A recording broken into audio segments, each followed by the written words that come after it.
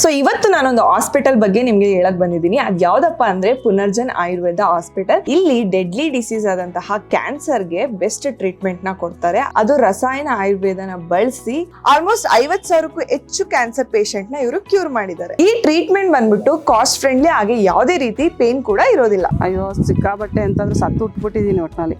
ಪುನರ್ಜನ್ಮ ಅಂದ್ರೆ ಪುನರ್ಜನ್ಮನೇ ಬಂದಂಗೆ ಆಗೋಯ್ತು ಅಷ್ಟೇನೆ ನನಗೀಗ. ಪುನರ್ಜನ್ಮ ಅಲ್ಲ ಇದು ಹಾಸ್ಪಿಟಲ್, ಪುನರ್ಜನ್ಮ ಕೊಟ್ಟಂತೆ ನಮಗೆ ಹಾಸ್ಪಿಟಲ್. ನೋಡ್ತಾ ಇದ್ರಲ್ಲ, ಇವರೇ ಡಾಕ್ಟರ್ ಬೊಮ್ಮು ವೆಂಕಟೇಶ್ವರ ರೆಡ್ಡಿ ಅವರು. ಮೇನ್ ಇಂಟೆನ್ಷನ್ ಏನಪ್ಪಾ ಅಂತಂದ್ರೆ ಇಂಡಿಯಾನ ಕ್ಯಾನ್ಸರ್ ಫ್ರೀ ಮಾಡ್ಬೇಕು ಅಂತ ಹೇಳಿ. ಸೊ ಈ ಹಾಸ್ಪಿಟಲ್ ನ ವಿಶೇಷ ಏನಪ್ಪಾ ಅಂದ್ರೆ ಫೈನಲ್ ಸ್ಟೇಜ್ ಇರುವಂತಹ ಕ್ಯಾನ್ಸರ್ ಪೇಷಂಟ್ಸ್ ಕೂಡ ಕಂಪ್ಲೀಟ್ ಆಗಿ ಕ್ಯೂರ್ ಆಗಿರುವಂತಹ ಎಕ್ಸಾಂಪಲ್ಸ್ ಕೂಡ ಇದೆ. ಅದಕ್ಕೆ ಹೇಳೋದು ಆಯುರ್ವೇದ ಅನ್ನೋದು ಎಕ್ಸ್ಪೆರಿಮೆಂಟಲ್ ಮೆಡಿಸನ್ ಅಲ್ಲ, ತುಂಬಾ ಎಕ್ಸ್ಪೀರಿಯನ್ಸ್ಡ್ ಮೆಡಿಸನ್ ಅಂತ. ಏನ್ ಮಾಡ್ಬೇಕು ಅನ್ನೋವಾಗ ದೇವ್ರ ದಾರಿ ಕೊಟ್ಟಿದ್ದಿಲ್ಲೇ ನಮ್ಗ, ಈ ದೇವಸ್ಥಾನ ತರ ನಮ್ಗ. ನಾನು ಊರ್ಗ್ ಹೋಗ್ತೀನಿ ಚಂದಾಗಿ ಅಂತ ನಂಬಿಕೆ ಇರಲಿಲ್ಲ. ಹಿಂಗ ಮಾತಾಡ್ತೀನಿ, ಹಿಂಗೆ ಕೂತಿದ್ದೀನಿ, ಓಡಾಡ್ತೀನಿ.